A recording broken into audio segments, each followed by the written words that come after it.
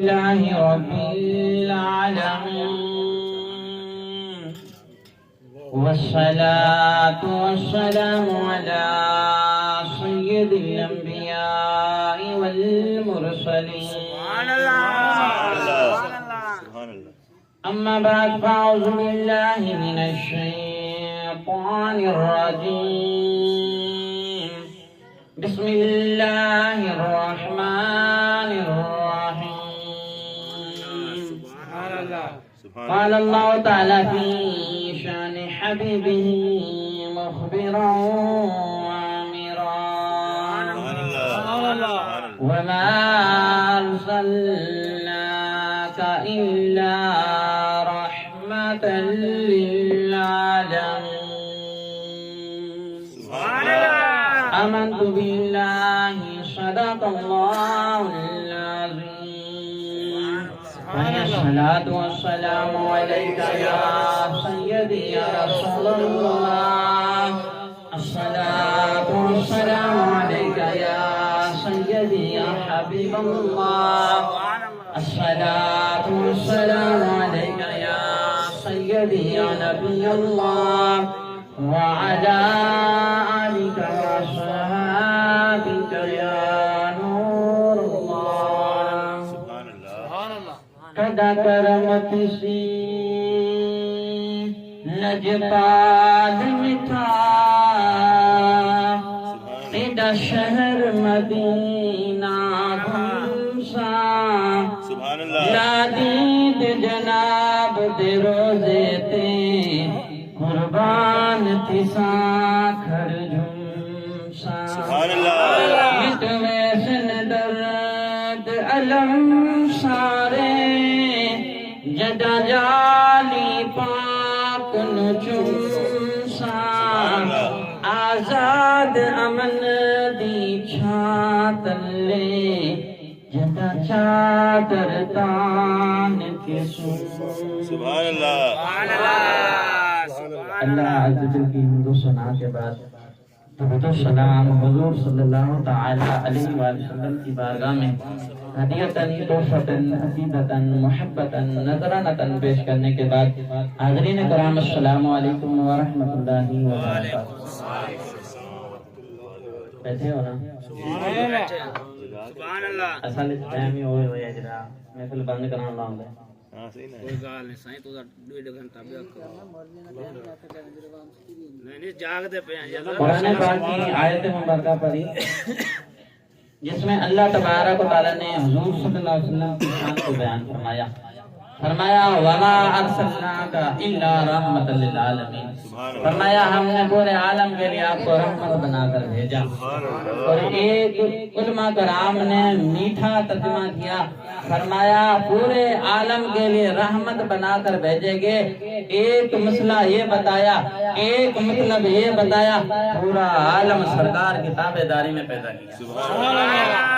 فرمایا جس کو جو حکم دیں حضور کے حکم کا منتظر ہے، پتھر کو حکم دیں تو پانی پر چل پڑے، درخت کو حکم دیں تو زمین سے جڑیں نکال کر آ جائے، اگر پتھروں کو حکم دیں تو کلمہ پڑھنے لگ جائیں، اگر گونگوں پر ہاتھ پھیریں تو بولنا شروع کر دیں، برتن میں لعاب مبارک ڈال دیں، ہزاروں کا مجمع کھانا کھا جائے برتن میں پھر بھی وہی کھانا موجود، ہاتھ رکھ دیں پیالے کے اندر پانی کے چشمے جاری ہو جائیں، اشارہ کریں تو سورج آ جائے، اشارہ کریں تو چاند کے دو ٹکڑے کر دیں، اشارہ کریں تو دوبارہ جوڑ دیں۔ فرمایا کائنات کی ہر چیز اللہ نے ایسے بنائی، پورے عالم کو حضور کے تابع کر دیا، ہر چیز حضور کے تابع کر دی۔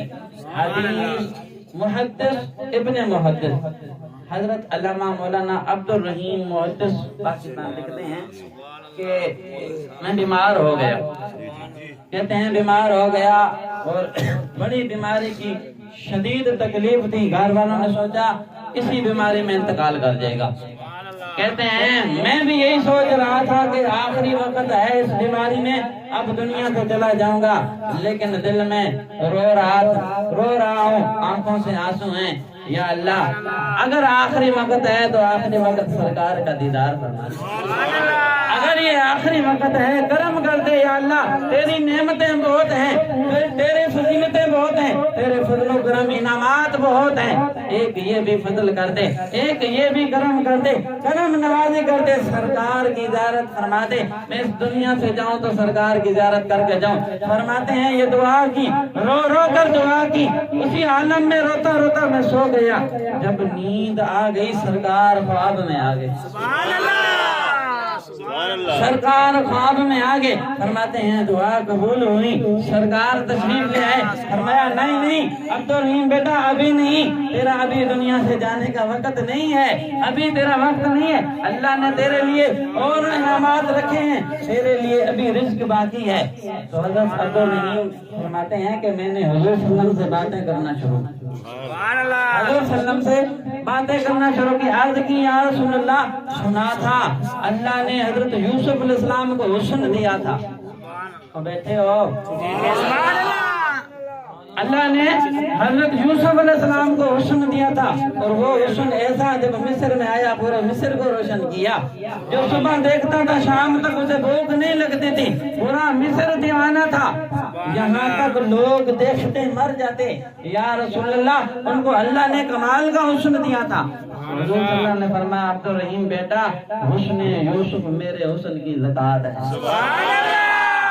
فرمایا حسن یوسف میرے حسن کی زکات ہے۔ عبدالرحیم لکھتے ہیں میں نے عرض کی یا رسول اللہ اگر آپ کا حسن ان سے زیادہ ہے، بظاہر زیادہ ہے، میں گواہی کا ہر چیز گواہی دے گی، ہر ایک گواہی دے گا، جیسا اللہ نے آپ کو بنایا ہے ایسا کسی کو نہیں بنایا، سب کو حسن ملا تو آپ کے صدقے ملا، سب کو شانیں ملی تو آپ کے صدقے ملی، ہم آئے بھی یہاں تمہارے لیے، ہم اٹھے بھی یہاں تمہارے لیے، ہم آئے یہاں تمہارے لیے، سب کچھ رب نے تمہارے لیے بنایا یا رسول اللہ، آپ کا حسن سب سے زیادہ کمال کا ہے۔ لیکن اللہ نے جو حضرت یوسف علیہ السلام کو حسن دیا تھا انہوں نے کیا کشش تھی، پتہ ہے اللہ نے کتنا حسن دیا تھا حضرت یوسف علیہ السلام کو؟ امام غزالی لکھتے ہیں اللہ نے حسن کے 10 حصے کیے، 100 حصے کیے، اس میں سے 10 نکال دیے، اور باقی جو 90 حصے بچ گئے نا وہ اکیلے ہی یوسف علیہ السلام کو دیے۔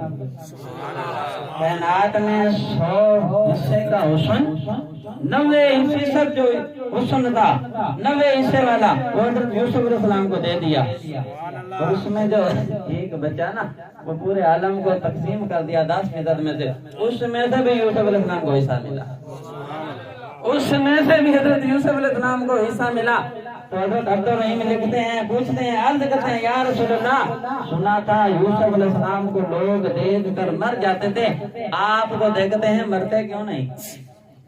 آپ کا حسن تو ان سے کمال کا حسن ہے، یوسف علیہ السلام کو دیکھتے تھے ان کے حسن میں کمال تھا، کشش تھی، لوگ برداشت نہیں کر سکتے تھے مر جاتے تھے، آپ کا حسن تو ان سے بھی زیادہ ہے، آپ کو دیکھ کر لوگ کیوں نہیں مرتے؟ حضور صلی اللہ علیہ وسلم نے فرمایا عبدالرحیم بیٹا یوسف علیہ السلام کو لوگ دیکھ کر مر گئے، فرمایا جو مجھے دیکھ لے، جو مجھے دیکھ لے، فرمایا دنیا میں کیا قبر میں بھی زندہ رہے گا، وہ قبر میں بھی زندہ رہے گا۔ اللہ نے کتنا حسن دیا سرکار کو۔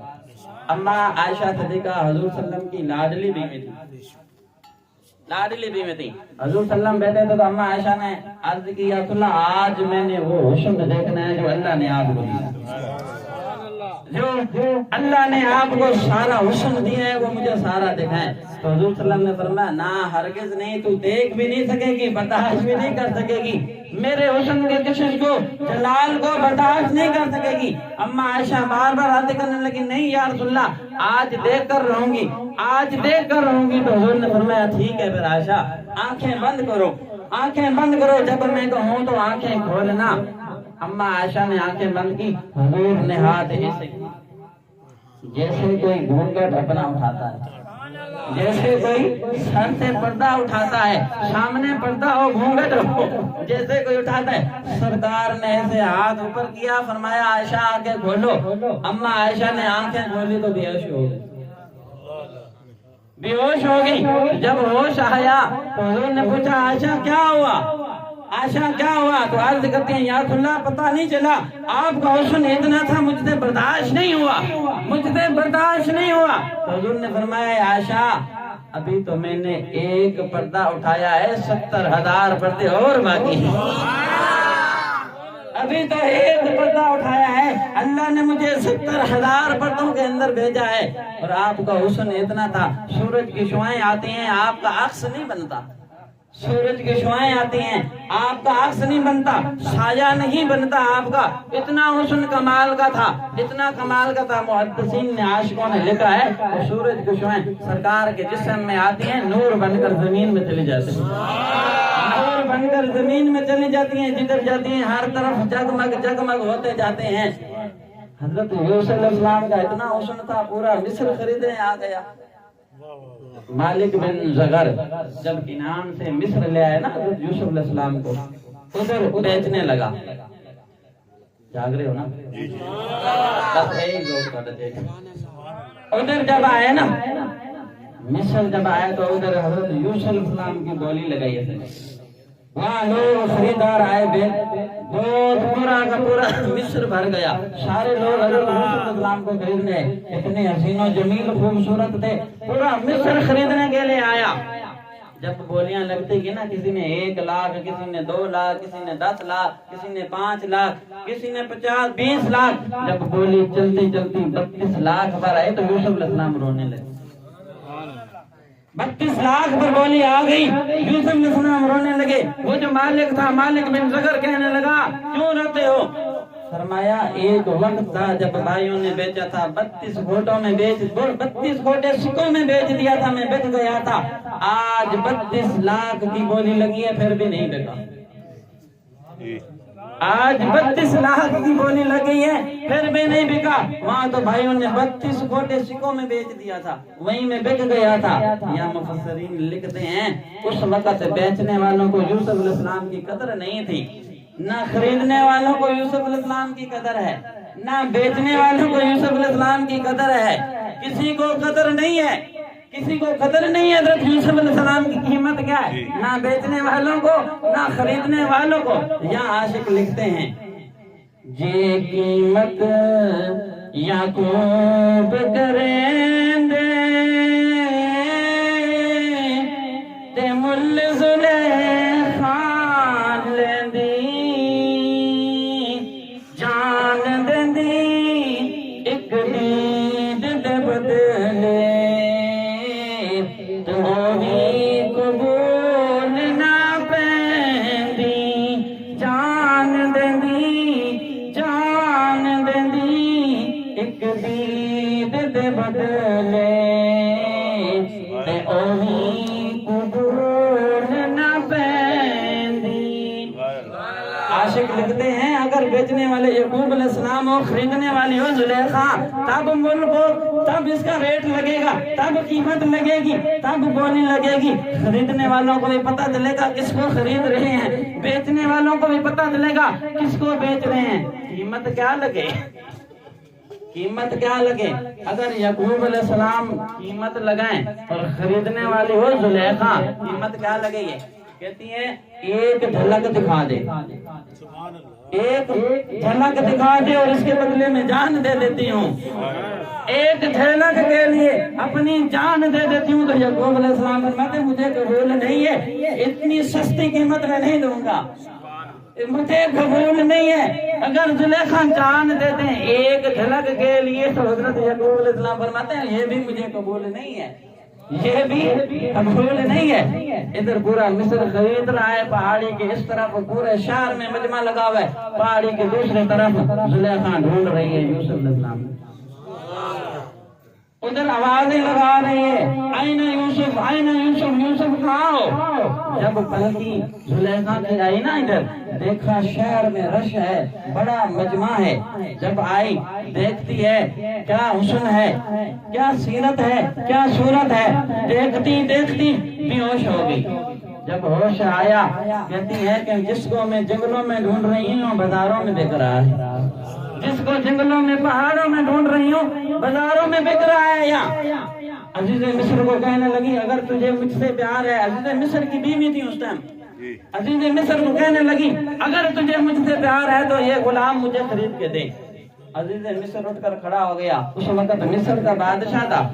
بادشاہ آگے آیا, اس نے کہا پہلی مرتبہ زلیخا نے کوئی فرمائش کی ہے, پہلی مرتبہ مجھ سے کوئی چیز مانگی ہے. اس نے کہا اگر مجھے اپنے آپ کو بیچنا پڑے, پورا مصر بیچنا پڑے, سارے خزانے نکالو, سارا کچھ دے دو, یہ غلام ہم نے خریدنا ہے. سبحان اللہ. اب مالک بن زگر نے قیمت لگائی. ایک طرف یوسف علیہ السلام بیٹھ گئے, دوسری طرف سونا. سونا جب برابر تولا گیا, پھر چاندی, پھر تانبا, پھر پتل, پھر لوہا, پھر اشرفیاں, درہم, دینار, جو کچھ خزانہ تھا سارا بکتا گیا, دیتا گیا. شاہ مصر دا کل خزانہ تے تل گئی دولت ساری, اجے بھی پلہ یوسف والا لگدا پیا ہے بھاری. اجے بھی پلہ یوسف والا لگدا پیا ہے بھاری. عزیز مصر کا سارا خزانہ آ گیا, ابھی بھی یوسف علیہ السلام کا جو پلہ ہے وہ بھاری ہے.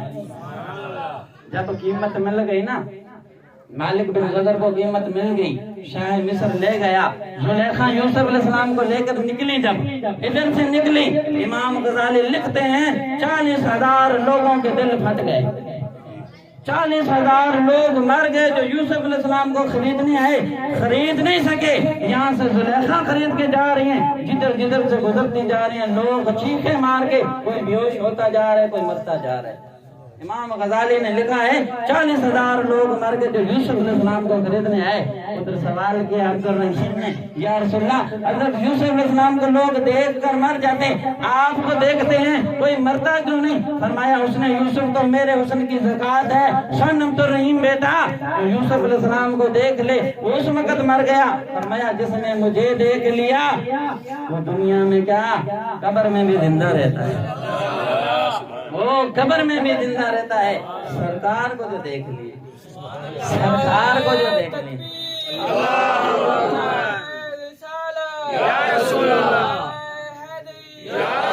تاجدار ختم نبوت, اونچی آواز میں ذرا, تاجدار ختم نبوت, تاجدار ختم نبوت, لبیک لبیک. ایک باری پھر بول دو سبحان اللہ. بڑی مجمع نیوی ازما کے بیٹھے کئی بیلی گرو صلاح کر کے آندے, اج مولوی ٹل لالے میں نہیں بولنا. نہیں یہ سارے بول رہے ہیں, جیرے بغیر صلاح تو ہے ماشاءاللہ وہ تو بول رہے ہیں. جس چشتی کی زبان جا کہاں کہ گونگا بول نہیں سکتا, رن مرید نو چھٹی, گونگا بول نہیں, رن مرید نو چھٹی. جتنا ذوق ہے وہ تو بولے گا, جتنا شوق ہے وہ تو بولے گا, جیرا عاشق ہے وہ تو بولے گا. ایک بار پھر بولو سبحان اللہ. ایک فارسی شاعر گزرے ہیں, نام بڑا مشہور و معروف ہے ان کا. حضور کی نعت لکھ رہے تھے فارسی میں, تجھے مجھے بچے بچے کو نعت آتی ہے. اور وہ ایک ایسے کمال کے شاعر ہیں, جب عالم دین بنایا جاتا ہے نا بچوں کو, جب پہلی کلاس میں بچے آتے ہیں, فارسی کی کتاب پڑھائی جاتی ہے تو سب سے پہلے کتاب ان کی پڑھائی جاتی ہے. سب سے پہلے کتاب ان کی پڑھائی جاتی ہے. نام ہے ان کا شیخ سعدی. سبحان اللہ. کیا نام ہے؟ یاد رہے گا, شیخ سعدی. جب بھی بچہ شروع میں ابتدائی کلاس میں جیسے آتا ہے عالم غرض میں, فارسی کی کتاب پڑھی جاتی ہے کریمہ سعدیہ, شیخ سعدی کی لکھی ہوئی کتاب. شیخ سعدی نعت لکھ رہے تھے, فرماتے ہیں عشاء کی نماز کے بعد میں حضور کی نعت لکھ رہا تھا. پتہ کیا لکھتے ہیں؟ بلغ العلا بکمالہ کشف الدجا بجمالہ حسنت جمیع خصالہ. یہیں پر آ کر رک گئے, چوتھا مصرع ہی نہیں مل رہا تھا. ایک لکھا بلغ العلا بکمالہ, دوسرا لکھا کشف الدجا بجمالہ, تیسرا لکھا حسنت جمیع خصالہ, چوتھا نہیں مل رہا تھا. بڑا سوچا, تلاش کیا, ذہن کو ادھر ادھر گھمایا, نہیں ملا. بالفرض سوچ کر سو گئے. صبح شاگرد آئیں گے, ہو سکتا ہے کوئی اور جملے بتائیں, مشورہ کروں گا, چوتھا مصرع پورا کر کے رباعی مکمل کروں گا. اب سو گئے. فرماتے ہیں جیسے میں سویا ظاہر کی آنکھیں بند ہوئی باطن کی آنکھیں کھلی سرکار آ گئی حضور خواب میں آ گئے فرمایا شیخ زادی نعت سنا جو لکھی ہے سبحان اللہ لوگ کہتے ہیں حضور کو دیوار کے پیچھے کا علم نہیں وہ شیخ زادی کے دل میں بات ہے کسی کو بتایا نہیں نعت مکمل نہیں ہوئی فجر نہیں ہوئی وقت زیادہ گزرا نہیں سرکار خواب میں آ گئے سرکار کو خبر بھی چل گئی پتہ بھی چل گیا کہ شیخ زادی کون سی نعت لکھ رہے ہیں فرمایا شیخ نعت سنو جو ابھی لکھی ہے تو حضرت شیخ زادی عرض کرتے ہیں یا رسول اللہ ابھی تو مکمل نہیں ہوئی ابھی مکمل نہیں ابھی بنا رہا ہوں حضور نے فرمایا جو لکھی ہے سنا دے جو لکھی ہے سنا دے تو شیخ زادی سنانے لگے بلغ العلا بکمالہ کشفت تجا بجمالہ حسنت جمیع خصالہ یہیں آ کر رک گئے سرکار نے فرمایا آگے پڑھو پھر پڑھتے ہیں بلغ العلا بکمالہ کشفت تجا بجمالہ حسنت جمیع خصالہ آگے رک گئے سرکار نے فرمایا پڑھو عرض کرتے ہیں رسول اللہ اتنی آتی ہے سرکار نے فرمایا لکھو صلو علیہ وآلہ صلو علیہ وآلہ جو عاشق ہوتے ہیں نا ان کو خواب میں سرکار نعت مکمل کراتے ہیں جو عاشق ہوتے ہیں غلام یہ رسول میں موت بھی قبول ہے لیکن داڑھی قبول نہیں ایسا نا بڑی کڑوی بات ہو گئی غلام یہ رسول میں موت بھی قبول ہے داڑھی قبول نہیں یہ وہ واحد سنت ہے باقی علماء کرام فرماتے ہیں ساری سنتیں زمین پر رہ جائیں گی یہ قبر میں ساتھ جائیں گی یہ قبر میں ساتھ جائے گی اگر زلفیں رکھے تو وہ بھی ساتھ لیکن یہ واحد سنت ہے جو قبر میں ساتھ جائے گی عاشق سچے ہوں نا سرکار خواب میں آ کر ان کی جو مشکلیں حل فرما دیتے ہیں سبحان اللہ لگتا ہے تھک گئے ہو نا تھک گئے جلدی جان چھاڑتا ہوں گا بندے پھر بھی مت لگنا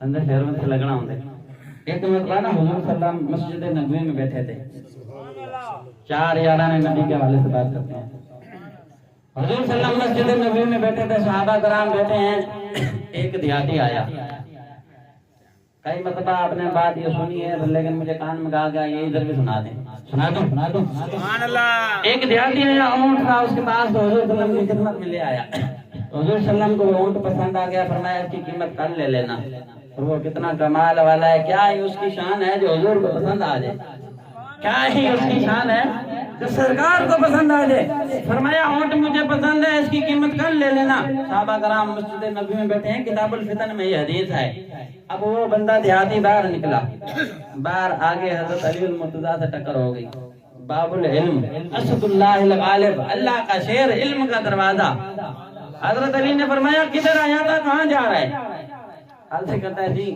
سرکار کی زیارت کے لیے آیا تھا اونٹ حضور نے رکھ لیے حضور کو پسند آ گیا فرمایا قیمت کل لے جانا قیمت اونٹ کی کل لے جانا تو آگے حضرت علی المرتضیٰ نے پتا کیا فرمایا کہا کہ اگر سرکار کال نہ ملے تو پھر تیرے اونٹ کی قیمت کون دے گا تجھے پتا ہے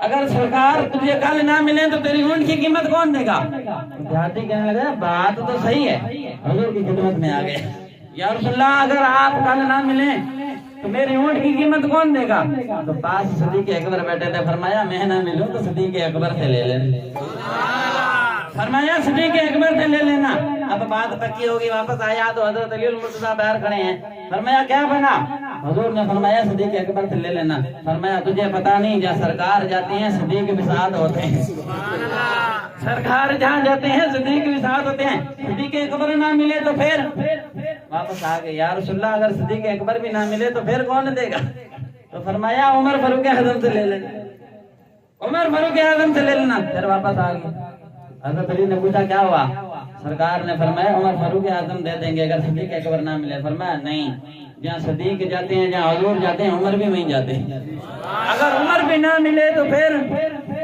واپس آ گئے یار بات تو صحیح ہے میری مدد کر رہے ہیں حضور کی خدمت میں یا رسول اللہ اگر عمر فاروق اعظم بھی نہ ملے تو پھر سرکار نے فرمایا پر عثمان غنی سے لے لینا عثمان غنی سے لے لینا پھر واپس آ گئے کیا بنا حضور نے فرمایا عثمان غنی سے لے لینا تو حضرت علی نے فرمایا اگر عثمان غنی بھی نہ ملے پھر عثمان غنی بھی نہ ملے پھر تمہیں کون دے گا؟ وہ دیہاتی سمجھ رہا تھا حضرت علی میری مدد کر رہے ہیں، لیکن اس کو پتا نہیں تھا وہ علم کا دروازہ ہے، باب العلم ہے۔ وہ دیکھنا چاہتے تھے میری باری کب آتی ہے، وہ سننا چاہتے تھے سرکار میری گارنٹی کب دیتے ہیں۔ فرمایا ایک مرتبہ پھر جا، اگر عثمان غنی نہ ملے تو پھر کون دے گا؟ سرکار کی خدمت میں حاضر ہوئے، یا رسول اللہ اگر عثمان غنی نہ ملے تو کون دے گا؟ حضور مسکرائے، حضور نے فرمایا کل آنا اونٹ کی قیمت میں دوں گا، کل آنا اونٹ کی قیمت میں دوں گا، میں نہ ملا تو عمر سے لے لینا، عمر فاروق اعظم نہ، میں نہ ملا تو صدیق سے لے لینا، صدیق اکبر نہ ملے تو عمر سے لے لینا، عمر فاروق اعظم نہ ملے تو عثمان غنی سے لے لینا، اگر عثمان غنی بھی نہ ملے تو پھر اس سے لے لینا جو بار بار تجھے اندر بھیج رہا ہے، پھر اس سے لے لینا جو بار بار تجھے اندر بھیج رہا ہے۔ جن مونڈے نبوت سواری کرے انہوں صدیق یار نبی آکھدے، جن مونڈے نبوت سواری کرے انہوں یار نبوت صدیق آکھدے۔ حکم دے وے تے کمدی زمین تھم ونے اون فاروق اعظم جلی آکھدن، او جندا اج وی اکاؤنٹ مدینے دے وچ او اہل محبت غنی آکھدن، جندی جرت خیبر گواہی دے او کو سنیاں دا مولا علی آکھدن۔ نعرہ حیدری، نعرہ حیدری، نعرہ حیدری۔ صدیق اکبر وہ ہیں جن کے کاندھوں پر حضور نے سواری، عمر فاروق اعظم وہ ہیں جب زلزلہ آتا زمین پر درہ مارتے تو زلزلہ چلا جاتا۔ عثمان غنی اتنے سخی ہیں آج بھی ان کا اکاؤنٹ مدینے میں موجود ہے، اور صدیق اور حضرت علی المرتضیٰ اتنے بہادر، آج بھی ان کی بہادری کا خیبر گواہی دیتا ہے، آج بھی ان کی بہادری کا خیبر گواہی دیتا ہے کہ کتنے بہادر تھے۔ جب معراج کا جب حضور صلی اللہ علیہ وسلم مکہ سے مدینہ کی طرف ہجرت کر کے آئے نا، ہجرت کا وقت آیا، اللہ کی طرف سے پیغام آیا یا رسول اللہ اس رات ہجرت کر دیں، باہر کافر کھڑے تھے، تو جو ہے آخری باتیں کرنے لگا ہوں بس۔ صدیق اکبر اپنے گھر میں ہیں، حضور صلی اللہ علیہ وسلم اپنے گھر میں ہیں، اور باہر کافر کھڑے ہیں تلواریں لے کر، تو اس ارادے سے کہ آج حضور کو شہید کریں گے۔ ادھر اللہ کا پیغام آ گیا، اللہ کا حکم آ گیا کہ ہجرت کر کے مدینے آ جائیں، ہجرت کر کے مدینے آ جائیں۔ تو ادھر حضور صلی اللہ علیہ وسلم نے حضرت علی المرتضیٰ کو بلایا، فرمایا میرے بستر پر سو جا، امانتیں کافروں کی واپس کر کے مدینے آ جانا، امانتیں کافروں کی واپس کر کے مدینے آ جانا۔ سرکار وہاں سے نکلے، ہاتھ میں مٹی اٹھائی، سورت یاسین کی تلاوت فرمائی، مٹی کو اڑایا، سارے کافروں کے سامنے مٹی آ گئی، سرکار بیچ میں سے گزر گئے، ان کو پتہ ہی نہیں چلا، سرکار بیچ میں سے نکل گئے۔ ادھر صدیق اکبر حضور صلی اللہ علیہ وسلم روانہ ہو گئے مکہ سے مدینے کی طرف، ہجرت شروع ہو گئی، اور ادھر کافر ساری رات انتظار کرتے رہے، ساری رات انتظار کرتے رہے، اور ادھر حضور کے بستر پر حضرت علی آرام فرما ہو گئے۔ صبح کو جب کافر آئے نا، انہوں نے دیکھا کہ سرکار ہوں گے، جب دیکھا تو وہاں علی المرتضیٰ تھے، تو پوچھتے ہیں حضور کدھر ہیں؟ حضرت علی نے جواب دیا تمہیں پتا، تم تو پہرا دے رہے تھے، میں تو سو رہا، تمہیں پتا تم تو پہرا دے رہے تھے، مجھے کیا خبر، میں تو سو رہا تھا۔ حضرت علی سے کسی نے پوچھا یا علی اس وقت کافر باہر پہرا دے رہے تھے، تلواریں لے کر کھڑے تھے، قتل کا ارادہ تھا، اس رات تو آپ کو نیند نہیں آئی ہوگی؟ ظاہر بات ہے جب قاتل باہر سر پر ہوں کہاں نیند آئے گی؟ فرمایا تو نیند کی بات کرتا ہے، جتنا حضور کے بستر پر علی کو نیند آئی ہے زندگی میں کبھی مزہ ہی نہیں آیا، زندگی میں کبھی ایسا آرام ہی نہیں کیا جو حضور کے بستر پر کیا ہے۔ کہا علی تجھے ڈر نہیں لگا، تجھے ڈر نہیں تھا، خوف نہیں تھا جان کا دینے کا؟ فرمایا کس بات کا خوف ہوگا اور میں کیوں خوف کروں؟ سرکار جاتے جاتے فرما گئے تھے علی کافروں کی امانتیں واپس کر جانا، مدینے آ جانا، ان کی امانتیں واپس کر کے مدینے آ جانا۔ فرمایا اگر مجھے موت آتی تو سرکار کیوں فرماتے مدینے آ جانا؟ اگر مجھے موت آتی سرکار کیوں فرماتے مدینے آ جانا؟ فرمایا ثابت ہو گیا، پتہ چل گیا، جب تک علی مدینے نہیں جا سکتا موت نہیں آ سکتی۔ فرمایا جب تک علی مدینے نہیں جا سکتا موت نہیں آ سکتی۔ تو کہتے نیند نہیں آئی؟ فرمایا اتنی زندگی میں کبھی آرام سے سویا نہیں ہوں جتنا سرکار کے بستر پر مزہ آیا ہے، جتنا آرام سے سویا ہوں، جتنا چین سے سویا ہوں۔ ادھر صدیق اکبر حضور کو لے کر نکلے نا، صدیق کا عشق دیکھیں، کبھی سرکار کے آگے آتے ہیں، کبھی دائیں آتے ہیں، کبھی بائیں آتے ہیں، کبھی پیچھے آتے ہیں۔ حضور نے فرمایا یا صدیق یہ کیا کر رہے ہو، یہ کیا کر رہے ہو؟ صدیق اکبر عرض کرتے ہیں یا رسول اللہ میں آگے اس لیے آتا ہوں اگر دشمن آگے سے حملہ کرے تو وہ مجھ پر کرے، میں دائیں طرف سے اس لیے آتا ہوں اگر دشمن دائیں طرف سے حملہ کرے پہلے مجھ پر کرے، بائیں طرف سے کرے تو پہلے مجھ پر کرے، اگر پیچھے سے حملہ ہو تو مجھ پر کرے، اس لیے میں چاروں طرف آپ کا طواف کر رہا ہوں، چاروں طرف آپ کے گرد گھوم رہا ہوں، اگر جس طرف سے بھی دشمن حملہ کرے تو پہلے مجھ پر کرے۔ اور ادھر کافر نکل پڑے تلاش میں، اور ان کا ایک کھوجی تھا، بڑا تلاشی تھا، جیسے ہمارے ہاں چوری ہو جاتی ہے نا، کتوں کو بلا لیتے ہیں، کھوجی جو ہوتے ہیں پیر وغیرہ ڈھونڈنے کے لیے، وہ ان کا ایک کھوجی مہر تھا۔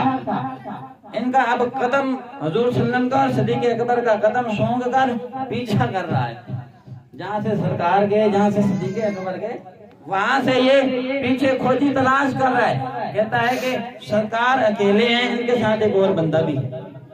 سب نے کہا صدیق اکبر ہی ہوں گے، سارے زندگی اکٹھے رہے ہیں، اور کون ہو سکتا ہے؟ دو بندے جا رہے ہیں، اب وہ تلاش کر رہے ہیں، ادھر دو جا رہے ہیں، ادھر دو جا رہے ہیں۔ جب پہاڑ کے اس طرف آیا نا، سر پکڑ کر بیٹھ گیا، کہتا ہے یہاں تو واوا ہو گئے، یہاں تو بہت زیادہ ہو گئے۔ وہ جہاں صدیق اکبر کبھی آگے آتے تھے، کبھی دائیں آتے تھے، کبھی بائیں آتے تھے، کبھی پیچھے آتے تھے، کہتے ہیں ادھر سے دو چلے ہیں، ادھر زیادہ ہو گیا، ادھر مجموع کیسے آ گیا؟ جب آگے آئے نا، صدیق اکبر نے حضور کو کاندھوں پر اٹھا لیا، صدیق اکبر نے حضور کو کاندھوں پر اٹھا لیا تو غار میں تشریف لے گئے۔ تھوڑا آگے آیا تو اور پریشان ہو گیا، ادھر تو ایک ہو گیا، ادھر دو تھے، ادھر زیادہ تھے، تھوڑا آگے آئے یہاں ایک ہو گیا، سمجھ نہیں آتی یہ کیا ہو رہا ہے۔ یہ صدیق اکبر کا عشق کمال کا تھا، وہ پتا تھا صدیق اکبر کو کھوجی آئیں گے، تلاش کریں گے، لیکن صدیق اکبر کا عشق دیکھیں، جان نثارے دیکھیں، قربانی دیکھیں، کافروں کو گھما دیا، ادھر سے تلاش کیا، یہاں سے دو جا رہے ہیں، آگے جا کر واوا ہو گئے، بہت زیادہ ہو گئے، پھر جا کر ایک ہو گیا، یہ کیا ہو گیا؟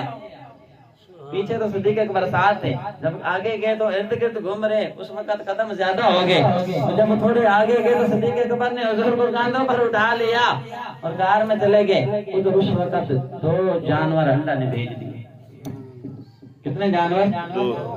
حضور صلی اللہ علیہ وسلم اور صدیق اکبر جب غار میں گئے نا، اللہ نے کبوتری کو بھیج دیا اور مکڑی کو بھیج دیا۔ کبوتری نے آ کر وہیں انڈے دے دیے اور مکڑی نے آ کر جالا بنا لیا۔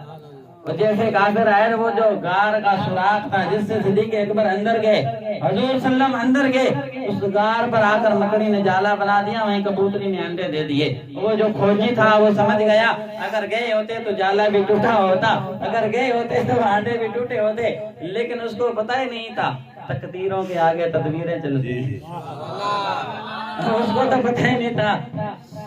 انسان کی طاقت ہو، بہادری ہو، دلیری ہو، پیسہ ہو، رتبہ ہو، شہرت ہو، یہ سارے ایک طرف رہ جاتے ہیں، عشق غالب آ جاتا ہے، عشق غالب آ جاتا ہے۔ صدیق اکبر کا یہ عشق تھا، جن منہ دے نبوت سواری کرے انہوں صدیق یار نبی آنکھ دے۔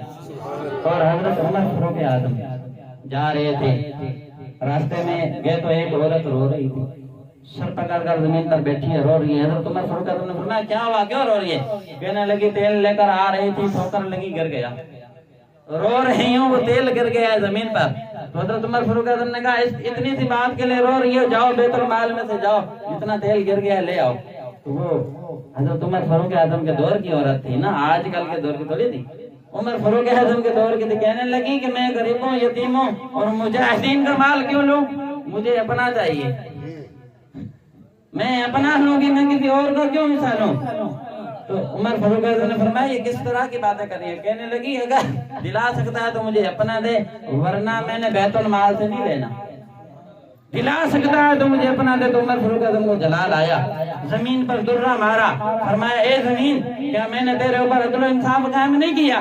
تیرے اوپر میں نے عدل و انصاف قائم نہیں کیا؟ جلدی کر اس کا تیل واپس کر، جلدی کر اس کا تیل واپس کر۔ عمر فاروق اعظم نے درہ مارا تو اس زمین سے تیل نکلنے لگا، وہ عورت دوڑی، وہ دیا لیا، بھرنے لگی۔ تو عمر فاروق اعظم نے کہا ٹھہر جا، ٹھہر جا، اتنی جلدی کس چیز کی ہے؟ میں نے عدل کیا ہے، اللہ نے عدل کیا ہے، زمین نے عدل کیا ہے، تیرا بھی حق بنتا ہے، تو بھی عدل کر۔ عورتوں کی وکال ہوتی ہے نا، جب تک وہ ان کے بعد دل تک نہ پہنچے دماغ والے تو کام ہی نہیں کرتی. کھڑی ہو گئی. آپ کا عدل کون سا؟ اللہ کا عدل کون سا؟ زمین کا عدل کون سا؟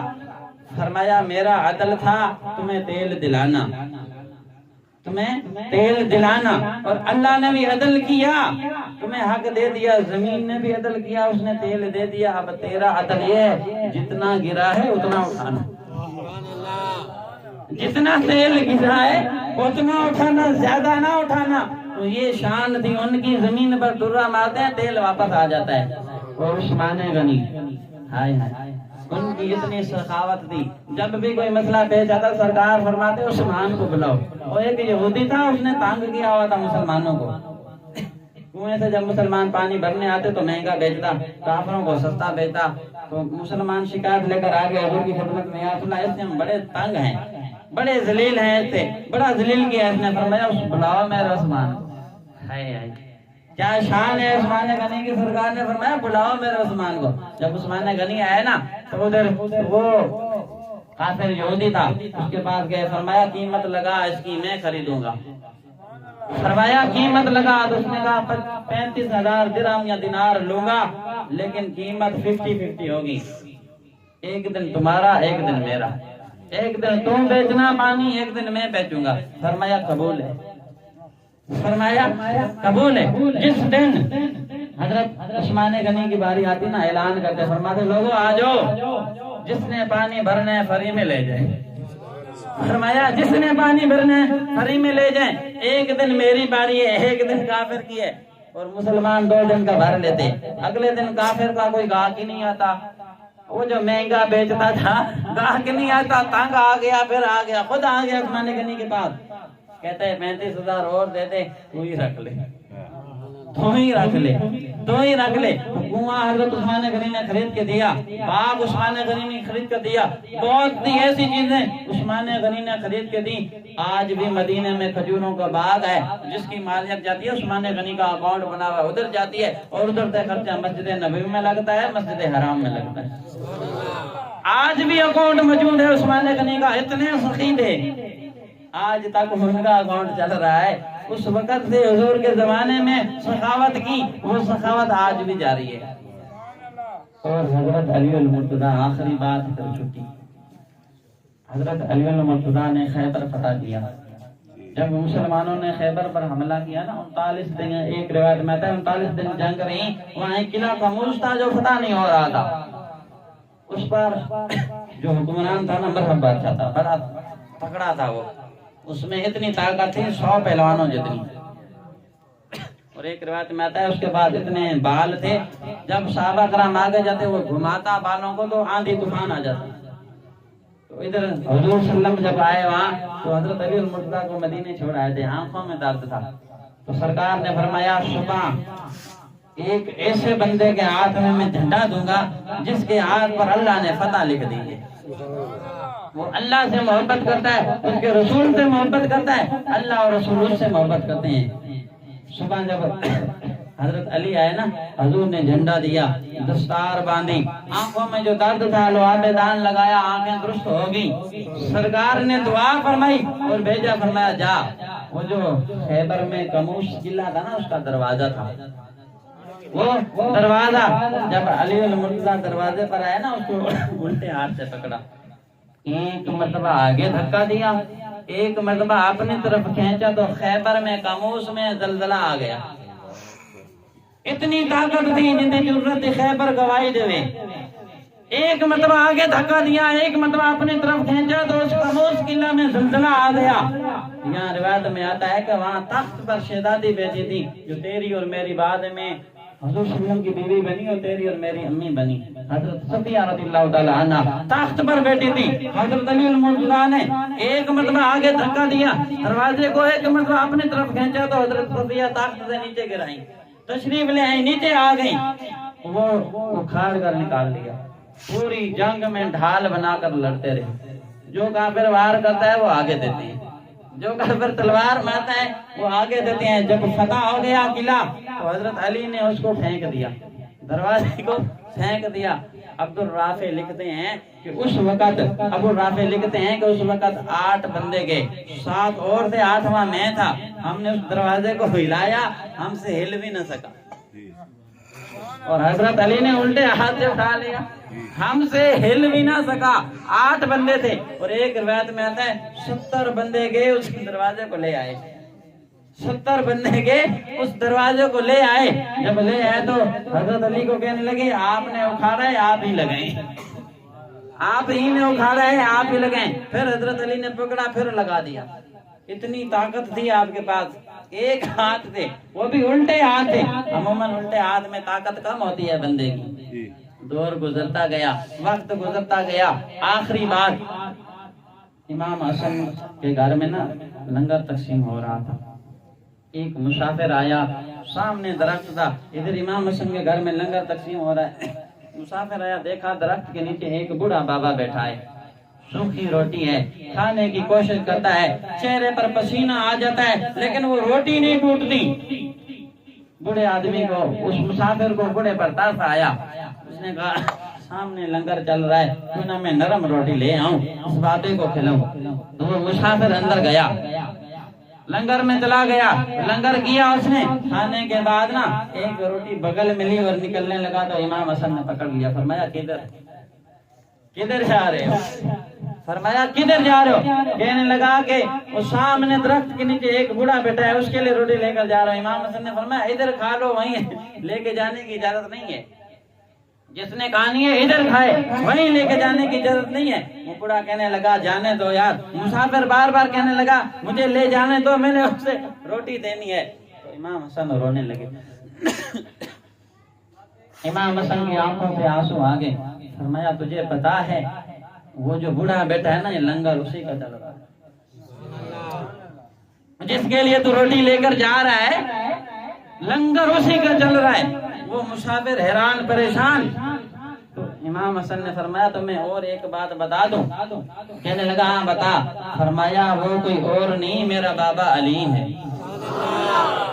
وہ کوئی اور نہیں، میرا بابا علی ہے. اور جب اس نے مسافر نے سنا کہاں وہ خیبر کا قلعہ، کہاں وہ خیبر کا دروازہ، ایک ہاتھ سے اکھاڑتے ہیں پورے خیبر میں زلزلہ آ جاتا ہے. آج یہ عالم ہے سوکھی روٹی نہیں کھائی جاتی. دوڑا بھاگتا ہوا مسافر آ گیا حضرت علی کی خدمت میں. یا علی اس وقت تو آپ نے کمال ہی کر دیا، الٹے ہاتھ سے پورے خیبر کو ہلا دیا، آج روٹی نہیں کھائی جا رہی، وجہ کیا ہے؟ تو حضرت علی نے فرمایا وہاں علی نہیں لڑ رہا تھا، وہاں علی کا عشق لڑ رہا تھا. فرمایا وہاں میری طاقت نہیں تھی، حضور کی طاقت تھی. وہاں علی کا عشق تھا، یا علی خود ہے. وہاں میری طاقت نہیں تھی، حضور کی طاقت تھی، یا میری طاقت ہے. عشق فرمایا جب غالب آ جائے طاقتیں خود آ جاتی. فرمایا وہاں حضور کی طاقت تھی، حضور کا عشق تھا، میں نہیں لڑ رہا تھا، حضور کا عشق لڑ رہا تھا، حضور کی محبت میں لڑ رہا تھا، اتنی طاقت تھی. فرمایا یہاں میں خود ہوں. اللہ تبارک و تعالیٰ نے اتنے کمال والے صحابہ دیے حضور کو، اتنے کمال والے عاشق دیے. اللہ تبارک و تعالیٰ نے کم و بیش 1,24,000 انبیاء کرام بھیجے. اور حضور صلی اللہ علیہ وسلم نے آخری خطبہ دیا نا، خطبہ حجت الوداع، اس وقت صحابہ کرام کی تعداد بھی کم و بیش 1,24,000. اور ان میں جو انبیاء کرام 313 رسول ہیں جو سب سے افضل ہیں. کتنے ہیں؟ 313 رسول ہیں جو سب سے افضل ہیں. اور ادھر سرکار کی امتی بھی 313 سب سے افضل ہیں جو جنگ بدر میں آئے تھے. شان دیکھیں، 313 رسول سارے نبیوں سے افضل، اور 313 صحابہ سارے امتیوں سے افضل. اور اس کے بعد اللہ تبارک و تعالیٰ نے سارے انبیاء کرام میں جو 313 رسول ہیں ان میں 12 افضل ہیں، 12 افضل ہیں. اور ادھر سرکار کے 12 غلام عشرہ مبشرہ، دیکھ روایت میں 10 افضل ہیں، یہاں 10 بھی عشرہ مبشرہ. فرمایا ہے اتنے افضل ہیں. پھر ان کے بعد فرمایا 4 انبیاء کرام، 4 نبی افضل ہیں. فرمایا ادھر بھی حضور کی امت میں 4 صحابی افضل ہیں، صدیق اکبر، عمر فاروق اعظم، عثمان غنی، علی المرتضیٰ. فرمایا اس کے بعد سارے نبیوں میں، سارے انبیاء میں، سارے رسولوں میں ایک رسول افضل ہے جو تیرے اور میرے نبی ہیں، حضرت محمد مصطفیٰ صلی اللہ علیہ وآلہ وسلم۔ فرمایا پر ادھر حضور کے سارے امتیوں میں سے ایک امتی افضل ہے جو صدیق اکبر ہے۔ فرمایا سارے امتیوں سے یہ افضل ہے۔ کیا شان ہے صدیق کی، ہر جگہ ساتھ ہیں، بچپن میں بھی ساتھ ہیں، لڑکپن میں بھی ساتھ ہیں، جنگ میں بھی ساتھ ہیں، سفر میں بھی ساتھ ہیں، حجر میں بھی ساتھ ہیں، ہر جگہ ساتھ ہیں، غار میں ساتھ ہیں، اور آج مزار میں بھی ساتھ ہیں، آج مزار میں بھی ساتھ ہیں۔ آپ لوگ تھک گئے ہو، اللہ تبارک و تعالیٰ کی بارگاہ میں دعا ہے کہ جو کچھ پڑھا اور سنا اس پر عمل کرنے کی توفیق عطا فرمائے، ہمیں سرکار اسلام سے سچی پکی محبت عطا فرمائے، بیان میں جو غلطیاں ہوئی اپنے فضل و کرم سے معاف فرمائے۔ اللہ عز و جل ہمیں بھی حضور صلی اللہ علیہ وسلم کے عاشقوں میں قبول فرمائے، آمین بجاہ النبی